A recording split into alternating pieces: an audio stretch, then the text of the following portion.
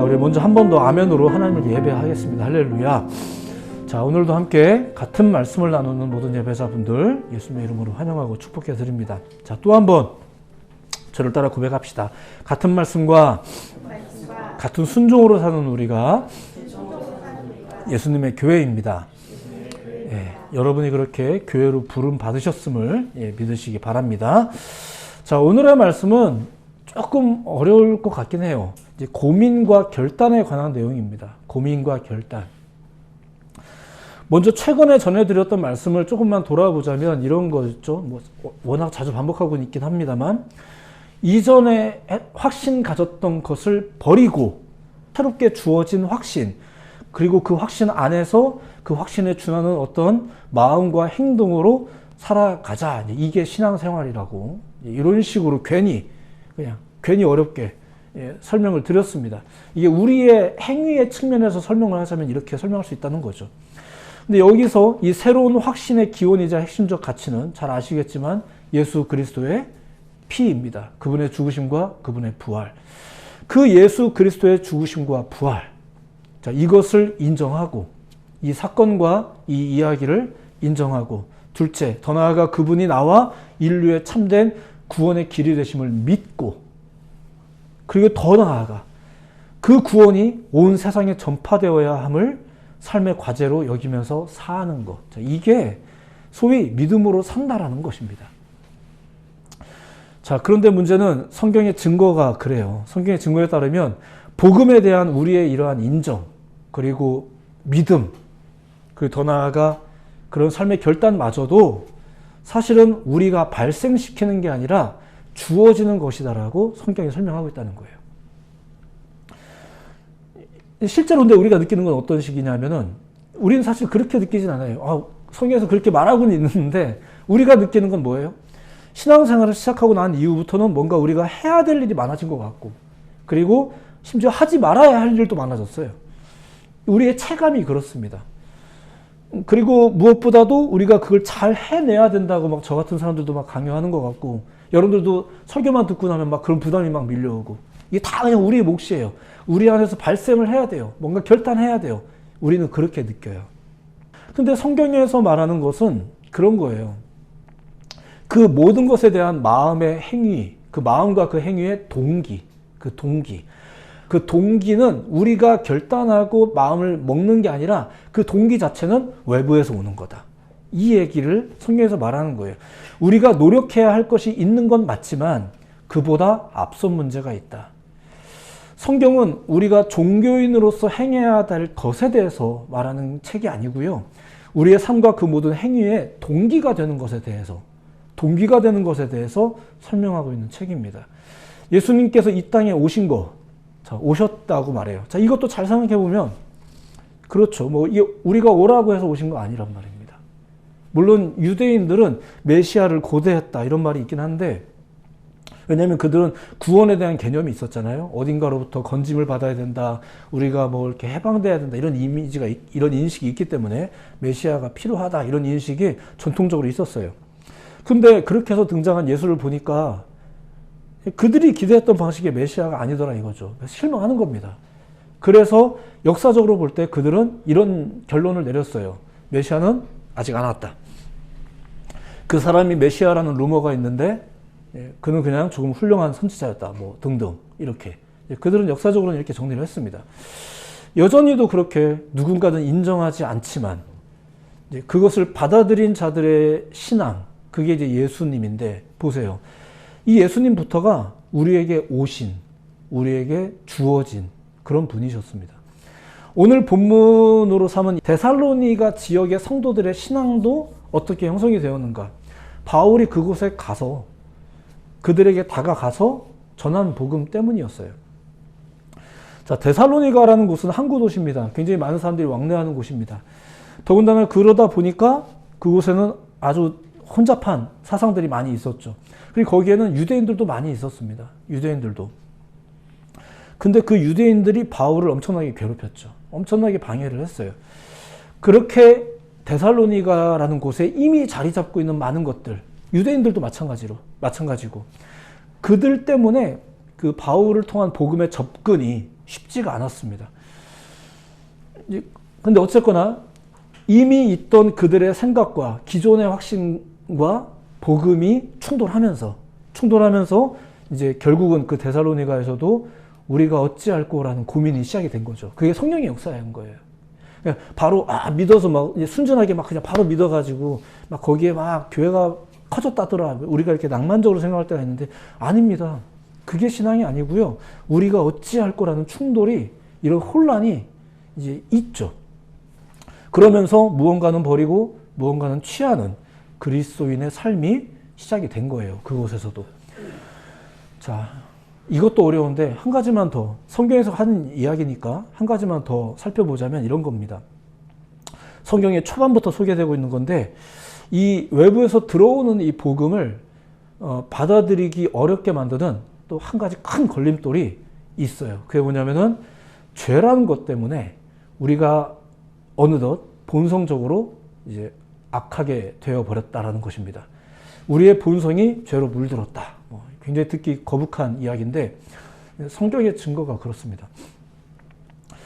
우리 가운데 있는 것들 때문에 복음이 들어오기도 어려운데 더군다나 기질적으로도 복음의 접근을 쉽게 받아들이지 못한다.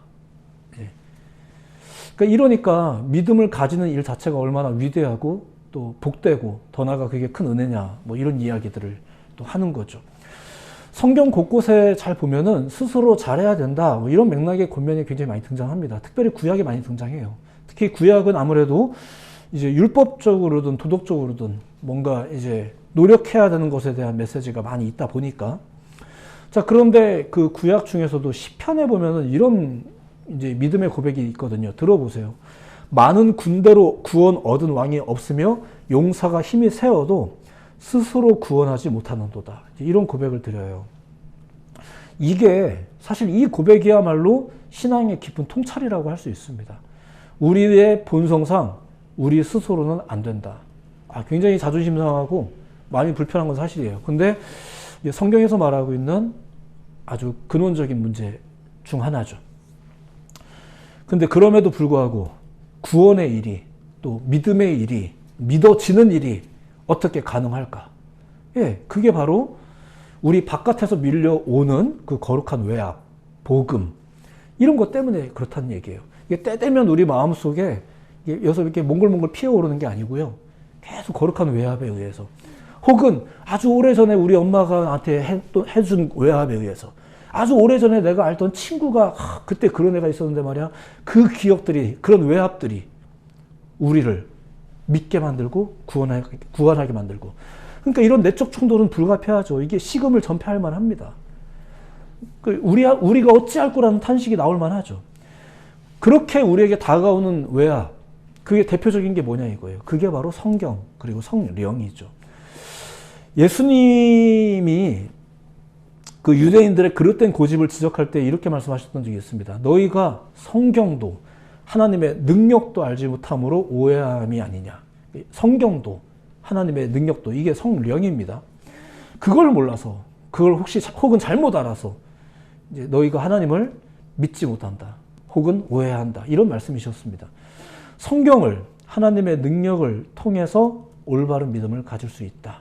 이런 외압을 통해서 믿음을 가지는 것조차도 어떻다? 우리의 결단으로 이 안에서 몽글몽글 피어오르는 것으로 되는 게 아니라 외부의 접근, 성경과 성령에 의해서만이 가능하다. 이런 내용인 거예요.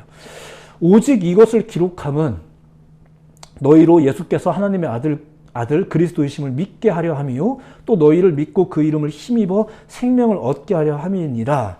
그러니까 믿고 생명을 얻게 하려고 이걸 기록했다. 이게 요한복음서입니다. 믿음이 온 후로는 우리가 초등교사 아래 있지 아니하도다. 이게 갈라디아서에 나와 있는 표현인데 보세요. 믿음을 어딘가에서 오는 것이라고 표현을 합니다. 믿음이 온 후로는 이렇게 말해요. 예수님의 제자들도 뭔가 자연 발생적으로 자기들 안에 믿음이 생기지 않는다는 것을 이제 실감하고 난 이후에는 이렇게 구합니다. 사도들이 주께 여짜오되 우리에게 믿음을 더하소서 이렇게 말합니다. 그렇죠. 믿음은 외부에서 오는 겁니다. 말씀도, 성령도, 성령의 열매도, 친절함도, 거룩도 더 나아가 마지막으로 최종적으로 믿음도. 지금도 이러한 역사가 계속됨을 믿으시기 바랍니다. 그리고 더 나아가 이제는 이런 요구를 하는 거죠. 여러분도 누군가에게 그렇게 다가가는 전도자가 되기를 바랍니다. 이렇게 권하는 거예요. 여러분들 통해 말씀으로, 말씀이, 성령의 열매가, 친절함이, 거룩이, 그리고 더 나아가 믿음이. 여러분들의 이웃들이 여러분들을 보면서 아, 믿음이라는 게 저런 거야? 이렇게 외부에서 들어오는 거. 근데 문제가 또 하나 있어요. 그게 뭐냐면은 외부에서 들어오는 게 이렇게 거룩만 있는 건 아니에요. 오늘 본문의 배경이 되는 데살로니가 교회. 구체적인 이슈는 예수님의 재림에 관한 이해 문제 때문이었습니다. 예수님의 재림에 대해서 소위 말해서 이런 의견 저런 의견이 있었다는 얘기예요. 근데 원래 가지고 있는 옳은 게 있는데 바울이 그곳을 떠난 이후에 이에 대해서 이런저런 견해들이 데살로니가 교회 성도들을 이제 혼란하게 만든 거죠. 심지어는 바울이 그렇게 가르쳤다라고 말하는 거짓말쟁이들까지 등장했었어요. 그래서 아, 예전에 목사님이 그렇게 얘기했어 이러면서 그 목사님은 막 억울해하고 이러면서 이에 대한 바울의 권면입니다. 3절에 보면 누가 어떻게 하여도 너희가 미혹되지 마라. 자, 이런 말이 나와요.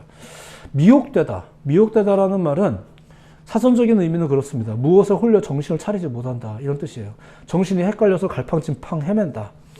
결국 미혹함이라는 것도 외부에서 오는 겁니다. 외부에서 오는 거예요. 그 역시도 이미 가지고 있는 생각이나 태도를 흔드는 능력이 있습니다. 미혹도. 그러니까 그 영향력만 놓고 보자면 복음의 영향력이나 이 미혹의 영향력이나 굉장히 비슷합니다. 반대로 복음을 미혹으로 느끼는 분들도 그래서 있는 거예요.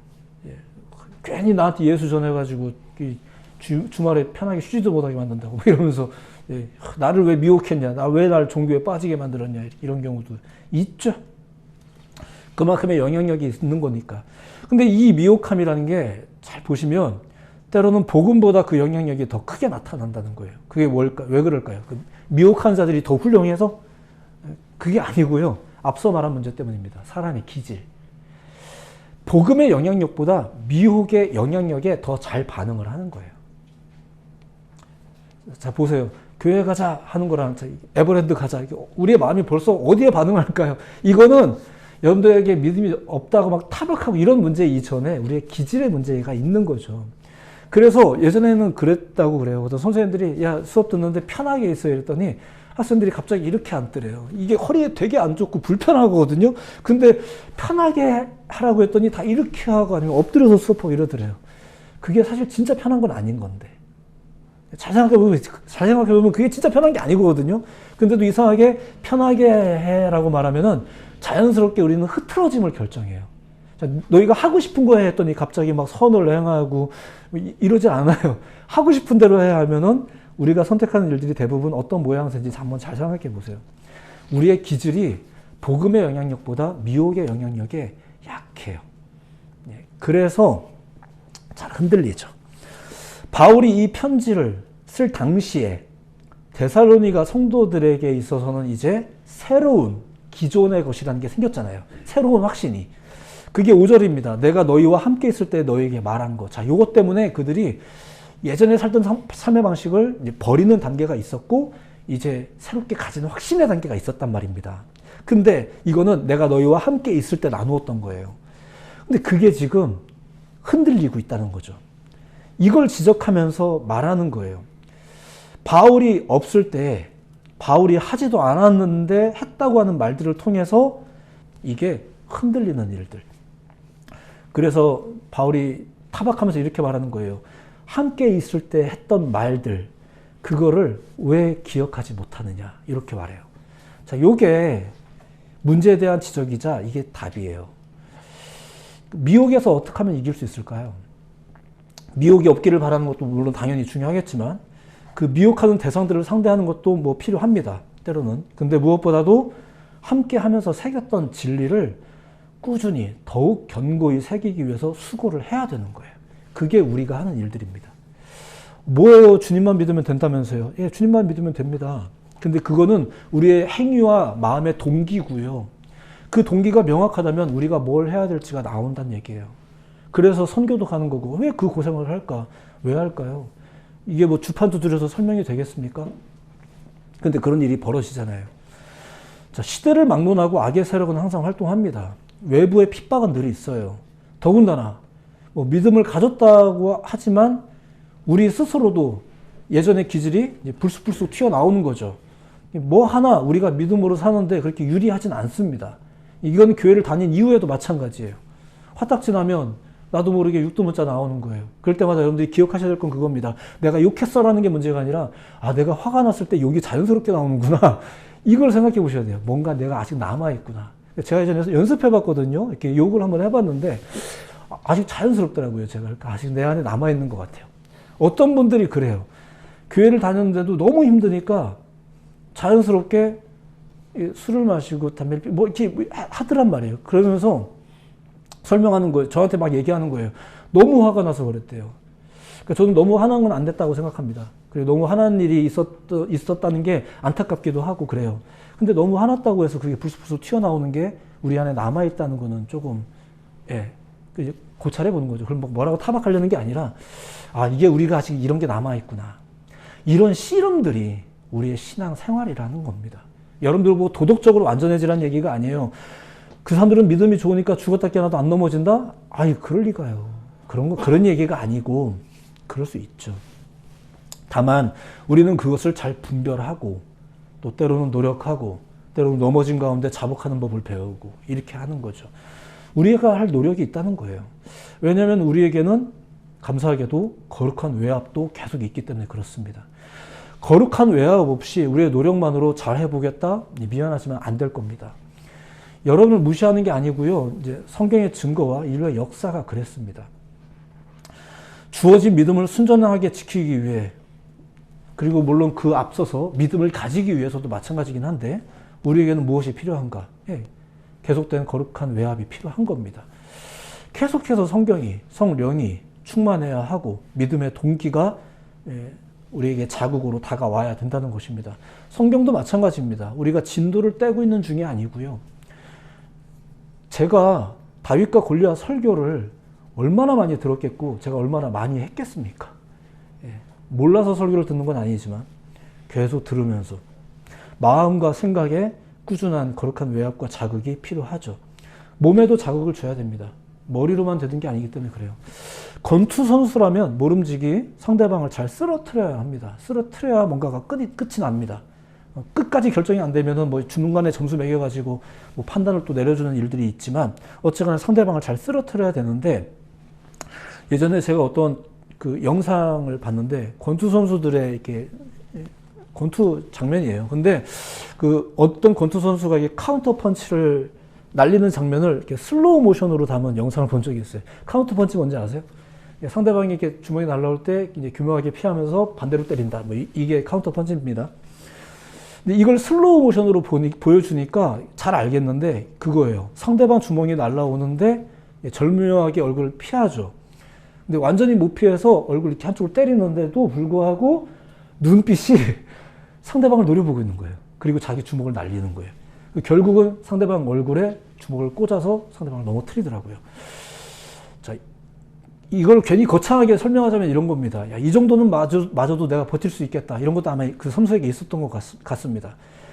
그런 맷집과 그런 자신감은 훈련을 통해서 아마 쌓여진 거겠죠. 그러면서 이제 내가 이걸로 끝낸다라는 마음으로 주먹을 끝까지 중간에 머뭇거리지 않고 끝까지 내 던져서 상대방을 넘어뜨리는 것. 근데 이 장면을 보면서 무엇보다 그 눈빛이 너무 멋있는 거예요. 너무 매력적인 거예요. 훈련한 사람의 그 눈빛.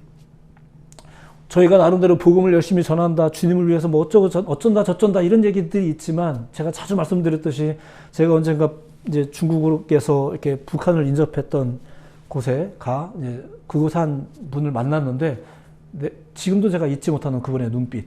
오늘 아침에도 시체 3구를 뺐어요라고 말하는 그분의 눈빛. 이거는 제가 대한민국에서 쉽게 보지 못하는 그런 눈빛이었었어요. 저는 그것이 지금도 저한테 가장 강력한 충격으로 남아 있습니다. 매력적이에요. 굉장히 매력적이고요. 굉장히 강력합니다. 이게 떠벌떠벌 논리정연한 말이라든가 모습하고는 다른 힘이 있죠. 아마 그걸 위해서 얼마나 많은 걸 경험하셨고, 또 얼마나 많은 고민을 하셨고, 또 얼마나 많이 훈련을 하셨고 그랬겠습니까? 하나님은 지금도 살아계십니다. 예, 살아서 역사하십니다. 믿으시기 바랍니다. 그러니까 우리에게는 한 가지 몫이 있는 거예요. 그게 뭐냐면은 그 하나님으로 열심히 연습하며 사는 거죠. 때로는 맞는 법도 배워야 되고요. 왜 이걸 하라는 거야? 이런 것들도 때로는 배워야 되겠죠. 그리고 공격하는 법도 배우고, 그리고 실제로 해보니까 이게 이런 거였어? 이런 것도 또 배워보고, 몸으로 새기는 거죠. 머리로 새기는 게 아니라. 그러면서 더욱 믿음을 가지는 거죠. 이게 내가 하는 건지 주어지는 건지 아직 이런 거 잘 모르지만, 그래도 우리는 여전히 지금도 우리에게 다가오는 이 거룩한 외압들, 지금도 이러한 설명들, 이러한 설교들을 통해서 우리는 계속해서 자기를 그리고 믿음을 점검하는 일들이 필요하다는 것입니다. 이게 그냥 신앙생활인 거예요. 이게 우리가 하는 노력인 거죠. 내가 다짐하는 것만으로는 안 된다는 것도 인정을 하고, 특별히 믿음의 문제, 신앙의 문제는 그렇습니다. 가만히 있어서 천국 가는 일은 없습니다. 나에게 다가오는 말씀과 성령의 감동에 최선을 다하면서 반응하는 삶, 그게 바울이 말하는 주어진 믿음을 견고히 세우는 중요한 방법이었던 겁니다. 우리가 함께 있을 때 나누었던 거, 그거 왜 잊어버렸냐, 왜 버렸냐, 그 기억 안 나? 미혹의 접근도 있어요. 잘 분별해야 되겠죠. 그러면은 거부하면서, 거룩한 접근은 꾀하면서 사는 삶. 우리의 삶이 그렇습니다. 개인적으로 요즘에 제가 많이 생각하는 것 중에 하나는 굉장히 조심스러운 말이긴 한데, 요즘에 신앙에 대해서 이제 고민을 많이 해봐요. 제가 또 조만간에 한 젊은이들을 만나야 될 일이 있다 보니까 계속 기도하면서 고민하는 겁니다. 우리는 정말로 순전한 공급을 받고 있는가? 유행하는 복음성 가사들을 보면 대부분 이런 식입니다. 요즘에 유행하는 가사들을 보면은 하나님은 좋은 분이셔. 나와 함께 계셔. 위로하실 거야. 채워주셔. 여기에 덧붙여 너는 잘할 수 있어. 너는 존귀한 존재거든. 그러니까 어떻게 하지? 큰 꿈을 가져봐. 하나님이 도와주실 거야. 희망적이고 다 맞는 말 같은데, 가끔은 이런 가사들을 이렇게 보면서, 또 그런 찬양을 보면서 영상에서 왕의 곁에서 하나님의 뜻이라고 증거했던 그 거짓 선지자들의 말이 자꾸 생각이 나는 거죠. 물론 저의 이런 삐딱한 정신 때문에 그런 걸 수도 있겠지만, 물론 많은 예배자들이 그런 가사와 몽환적인 멜로디에 엄청난 위로를 받을 거라는 것은 인정합니다. 위로 받았다라는 감정을 무시할 일은 아니니까 존중합니다. 근데 우리가 콜라를 한 컵 들이킬 때도 그 탄산의 자극이 우리에게 엄청난 해소감을 준다는 것도 우리가 잘 알고 있으니까요. 저 역시도 찬양 사역을 오랫동안 했던 입장에서, 곡 하나를 선곡하기 위해서 많은 고민을 해봤던 입장에서 이제 약간 이런 꼰대력 같습니다. 근데 이제 그런 염려가 하면서 이제 그 찬양들을 듣곤 하죠. 너무 아름다운 찬양들입니다. 당연한 말이지만 꼭 기억하셔야 됩니다. 외부에서 우리에게 접근해 오는 것은 거룩함뿐만은 아닙니다. 모든 시대가 그랬고 모든 민족에게도 또 모든 연령에게도 그렇습니다. 우리는 어떤 접근은 거부하고 어떤 접근은 받아들여야 합니다. 이런 고민들을 하면서 사는 게 신앙의 생활이고 믿음입니다. 신앙생활하면 아무 고민 없이 그냥 행복하게 모든 게 다 잘 되는 걸 보면서 막 좋아라 하면서 사는 게 신앙이던가, 첫 단추부터 뭔가 좀 이상한 것 같습니다. 예. 신앙생활은 이런 충돌을 경험하면서 우리가 어찌할 거라는 말을 또 던져보면서, 그리고 뭐 어떡하란 얘기야 막 이런 원망도 해가면서, 당신이 떠나서 그런 거 아닙니까? 때로는 이런 하소연도 해가면서 서로 소통을 해가면서 하는 이런 게 신앙의 생활입니다. 그리고 이 세상은 기본적인 세팅이 우리의 마음을 하나님으로부터 멀어지게끔 세팅이 되어 있어요. 예, 이런 고민을 하면서 가는 거죠. 얼마 전에 저희 집에 이렇게 초인종이 울렸어요. 저희 집은 초인종 누르고 오는 분들이 별로 없거든요. 대부분 다 자기들이 문 따고 다 들어오기 때문에 제가 깜짝깜짝 놀라서 집에서도 편하게 옷을 못 입고 있는데, 근데 초인종으로 눌렸어요. 이게 택배 아니면 뭔데, 근데 보니까 어떤 여자분 둘이 서 계신 거예요. 그래서 나가봤죠. 짐작은 됐지만 나가봤는데, 아버님들을 위한 좋은 행사가 있다고 이러면서 브로셔를 보여주는데, 주고 가시면 제가 들어가서 보겠습니다 했더니 드릴 수는 없대요. 그래서 그냥 환하게 웃으면서 저한테 열심히 설명해 주시는데, 잠깐이지만 그 브로셔를 잽싸게 살피면서 이제 어떤 판단을 하는 건 제 몫인 거죠. 제 몫인 거죠. 좋은 말로 돌려보냈습니다. 끝까지 친절하게 괜찮습니다. 그래서 돌려보냈는데 누군가는 계속해서 여러분들을 미혹할 것이고 누군가는 여러분들에게 계속해서 이렇게 설명할 겁니다. 근데 그 선택은 어쩌면 그냥 여러분들의 몫일지 모르겠습니다. 바른 선택을 하려면 또 공부도 필요하겠고, 그쵸. 많은 것들을 또 해야 되겠죠. 이게 어느 집단인지도 알아야 되겠고, 그분들의 미소를 보면서도 바로 판단할 수 있어야 되겠고, 이런 게 있어야 되겠죠. 어디에 문을 열 건지, 어디에서 문을 닫을 건지, 또 이를 위해서 여러분들에게 성경이 가르치는 제안은 이런 겁니다. 거룩한 외압을 꾸준히 받으십시오. 귀찮아하지 마시고 오히려 그것을 추구하십시오. 이런 얘기입니다. 아, 이거 예전에 하셨던 말씀 아닙니까? 또 들으세요. 내가 예전에 했던 말들을 왜 기억하지 못하냐. 오늘 우리가 읽은 본문의 말씀 자체는 그렇게 어려운 내용은 아닙니다. 그리고 사실은 데살로니가 지역에서만 있었던 문제도 아니에요. 근데 여기서 했던 말을 우리가 주목해 보는 거죠. 너희가 나와 함께 있으면서 받아들였던 그 복음, 그것이 흔들리지 않게 해라. 이게 내용의 핵심이거든요. 어떻게 하면 안 흔들릴까? 뭐 어렵지 않은 내용입니다. 앞서 했던 내용이에요. 이러한 권면이 있었던 이유가 뭐였다고요? 저들에게 어떤 미혹함이, 외부로부터 미혹함이 계속 있었다는 거예요. 그러니까 외부에서 미혹도 오고 뭐 나 같은 사람도 가서 복음도 전해주고 이렇게 했던 거죠. 우리에게는 거룩한 접근도 있고 이런 미혹의 접근도 있구나. 그렇다면 이게 쉽사리 없어질 문제인가? 아니죠. 앞으로도 이런 일은 계속 있습니다. 우리는 어떻게 하면서 우리의 삶을 살아갈 것인가? 어떻게 이미 우리에게 들어온 복음은 지키고 혹은 아직도 완전히 버려지지 않은 나의 문제들을 살피면서 우리는 날마다 거룩을 꾀하며 살아갈 수 있겠는가? 굳이 정리하자면 이렇습니다. 첫째, 우리는 이러한 미혹함이 있다는 것은 먼저 인정을 해야 됩니다. 두 번째, 안타깝지만 우리는 그 미혹에 특별히 약한 존재라는 것도 인정을 해야 됩니다. 왜냐하면 우리 가운데 있는 죄성 때문에 그렇습니다. 너무 자존심 상해하지 말고요. 성경의 증거에 따르면 그렇습니다. 세 번째, 우리에게는 거룩한 외압도 있다는 거. 내가 노력한 건 아닌데 보면 내 주변에 이상하게 예수쟁이들이 꼭 있어. 뭐 이런 것도 있고. 네 번째, 그렇기 때문에 우리의 목도 있다는 거예요. 그게 바로 미혹의 접근은 거부하고 거룩한 접근은 추구하면서 사는 것. 그리고 더 깊은 디테일은 이제 매주 주일 예배나 성경 공부 등을 통해서 우리가 배워가면서 사는 거죠. 선택과 결정은 우리의 삶에서 가장 일반적이면서도 중요한 그리고 어려운 문제인 것 같습니다. 세상은 그렇게 여러분들에게 거칠게 다가갈 거예요. 계속 더 좋은 결정이 있다. 이게 최고다라고 말해놓고서는 막 사게 만들어 놓는데 불과 몇 개월 후에 뭐 새로운 게 또 나왔습니다. 이러면서 또 고민하게 만들고. 이렇게 여러분들에게 거칠게 다가오는데 더군다나 우리는 그것을 버티고 견디기에 약한 존재들인데 우리 귀가 얇잖아요. 더 좋은 차 나왔다고 하면 또 갈등하게 되고 너무 빨리 샀나? 막 이러면서 고민도 하게 되고.